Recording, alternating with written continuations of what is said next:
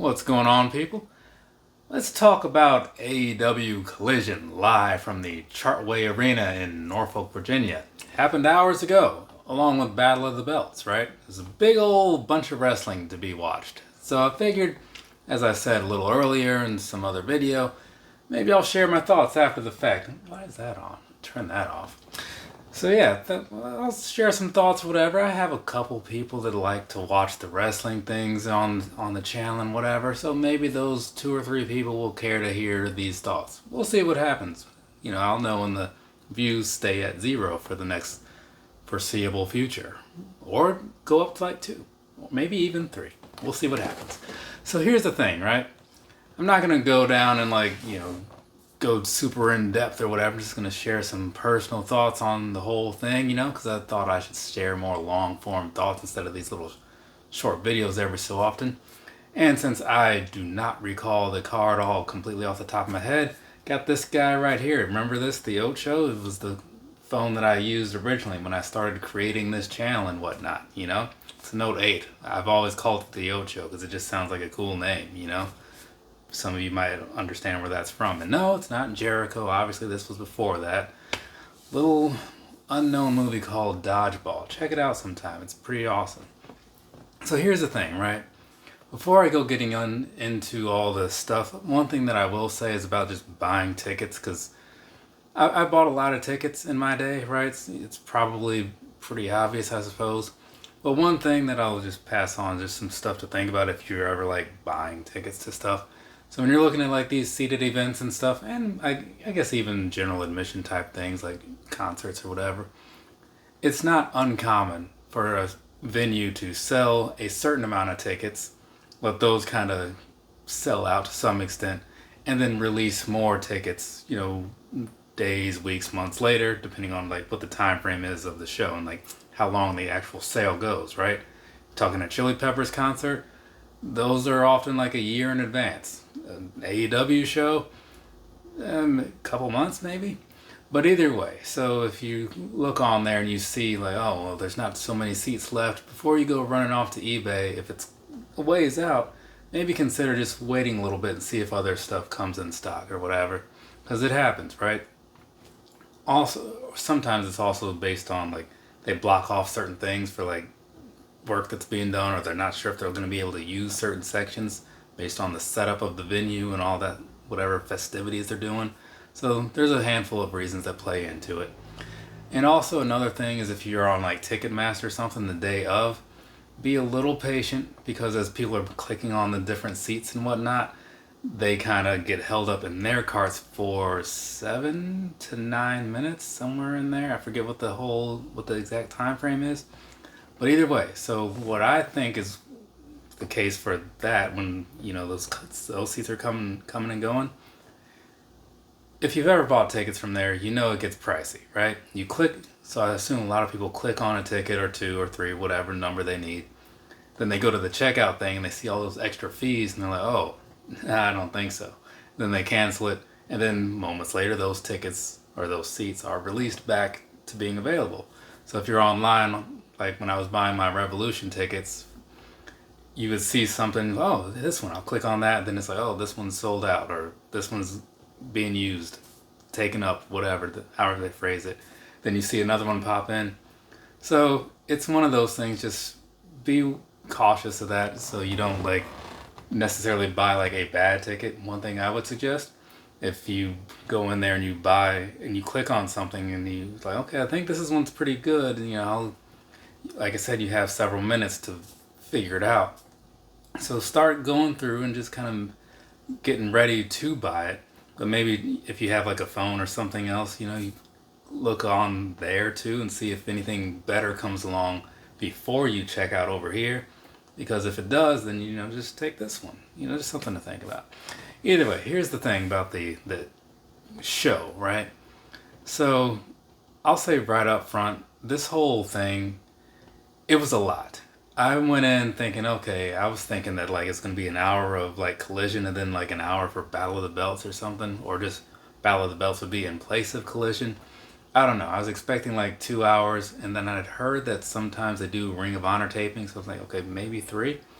So when I get there, and they're like, yeah, we're gonna do an hour of Ring of Honor, then 2 hours of Collision, and then an hour of Battle of the Belts. And I was like, nah, this is a lot, right?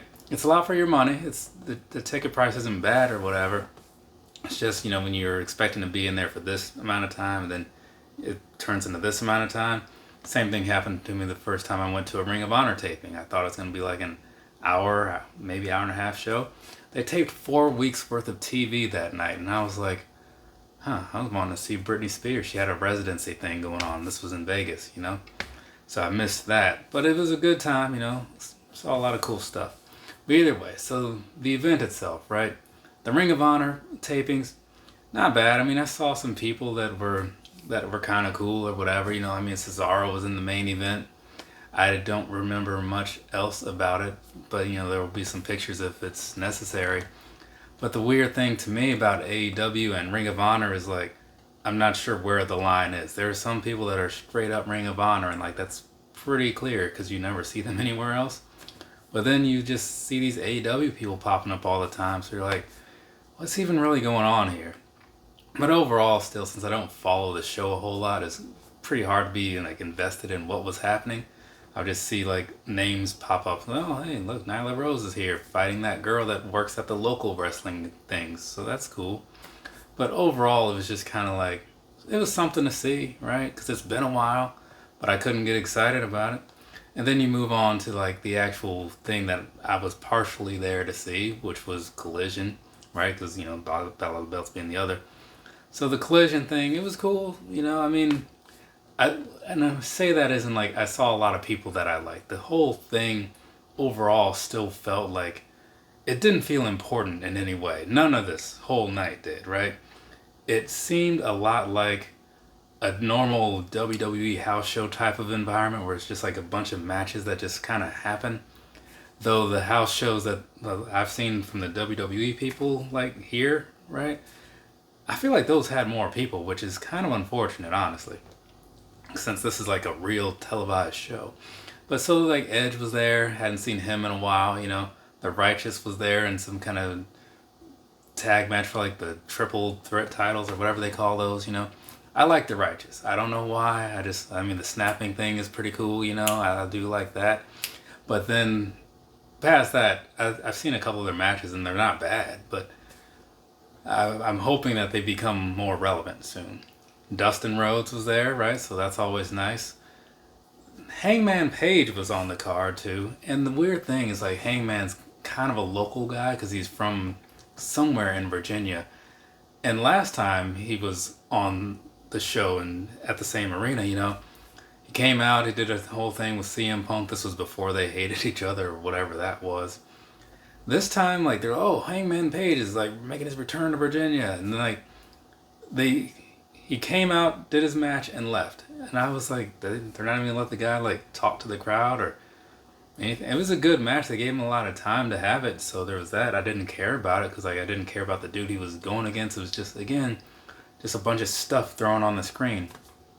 Following that, Red Velvet and Deonna Purrazzo, they had their match. It was Purrazzo's first AEW match, so that's cool, I do also like Red Velvet, so there was like 2 people that I cared to see, so that was something. But it was unfortunate knowing that like one of these people is going to lose, and you're very sure which one it's going to be, right?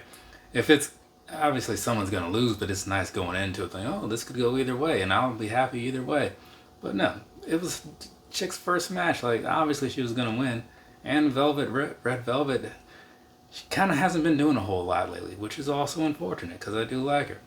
Then there was Hook fighting some random dude who didn't even get an entrance. They just brought him out and people were like making jobber chants and whatnot during the commercial break.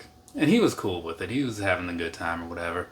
And then Hook came out and won, and the match visually just made no sense because like he's just throwing this huge dude around. I'm like, okay, well, I guess maybe they're trying to show that when he goes up against Samoa Joe, he can actually kind of hold his own, but I don't know, man. I don't know. And then there was FTR and Daniel Garcia against the House of Black. Now this, I was actually looking forward to. And I'm curious how it went over on TV because when you're watching it in the stands, sometimes it's a little different. It can feel a little flatter because there's no like the commentators aren't there. Well, I mean they're there, but you can't hear them. So the matches are a little bit different in that way, you know. Not all the time. Sometimes if it's really good, it'll suck you in still, and you'll be on the edge of your seat, like, oh my god, FTR and the Briscoes was like that, right? But this, I was like, okay, this is fun, right? I like seeing these guys, and I'm just curious to see how it plays out.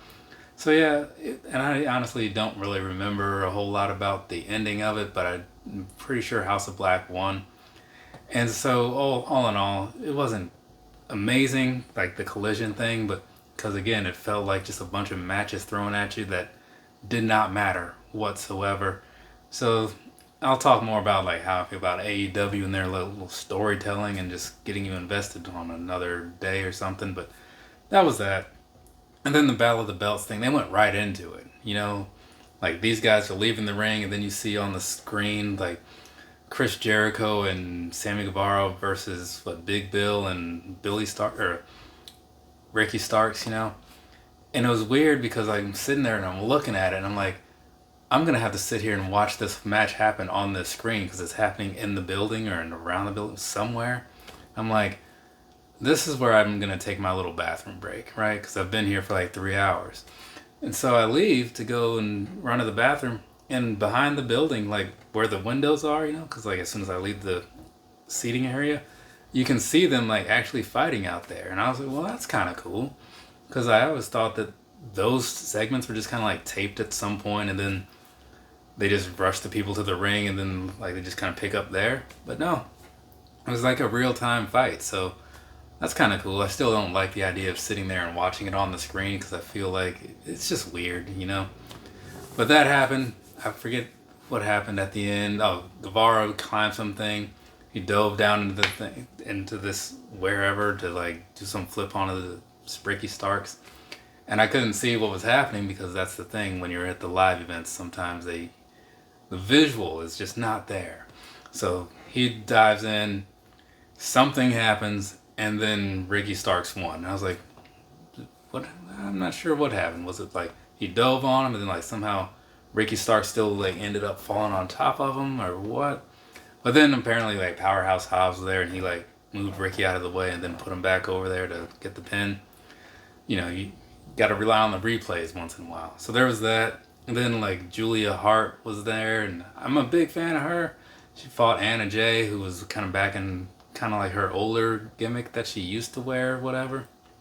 So I'm cool with Anna Jay. I actually got an Anna Jay figure like right over here, right? Remember this from a couple days ago? But yeah, so I'm watching that, and that's kind of just happening. You know, like you know how it's gonna end. You want more for Anna Jay because you like her, whatever. But at the same time, Julia Hart's doing super well, so to like be derailed at this point would make no sense. So you just accept it, and you sit there and you watch it, and then it's over. And like, yeah, that was unnecessary and not even all that great, but whatever. On to the next thing, and what was the next thing? That was Orange Cassidy versus Preston Vance. I could not care at all about that. I wanted to. I mean, Orange Cassidy, hey, he's right there. Orange Cassidy's pretty entertaining at times, right? But I was just looking at this match like, we get it. Orange Cassidy is an unstoppable force with his international title. He's never going to lose. Okay, he's the Jon Moxley of this part of the show. And it's kind of getting old, honestly. So I'm just going to slip this in here, right? So I said something about how when you don't have the commentators, you don't always know exactly what's going on. So at the end of the show, right, when FTR ran in with Edge, and I was just like, what is even going on right now? You know, I was like so confused, but at the same time, I was like, whatever, I'm just ready for this to be over so I can go home. So I didn't even question it. But yeah, all in all, again, like the Battle of the Belts section, whatever, that was probably, in some ways, I would just say that it was worse than the Ring of Honor thing. Not that the Ring of Honor part was bad, but if I'm racking and stacking, it's Collision, Ring of Honor, Battle of the Belts. Because it just did nothing for me. But it was still fun to go and see the stuff live and whatnot, you know. Hang out, see some wrestler people. I was sitting relatively close, which is always nice. One thing about that, the fire and stuff that comes out, you may not believe how hot that stuff is. Obviously, it's fire, but you would think since it's far away, you wouldn't feel it so much. Oh no, it's like it's right next to you, which is kind of crazy. But otherwise, that's going to be it. Just wanted to share some thoughts. I feel like this ran a little long, but hey, if it runs long, it's not like you have to listen to all of it. I mean, I imagine it might make some decent background noise while you're doing something that actually matters, but I don't know. Leave a comment if you care to, and we can talk about it. From me to you, have a nice rest of your day or rest of your night, whatever it is, wherever you are. I got some stuff to record tomorrow, well, which is actually technically later today because it's midnight, well, 12:39 actually to be exact. So yeah, I'll be recording stuff tomorrow and then a whole bunch of editing probably Sunday and Monday. I think that's what the days are looking like for me. What about you? What do you guys got going on? You can feel free to answer that if you want to. Or you can not, because I mean, it's your business. What does it matter to me? Later, people.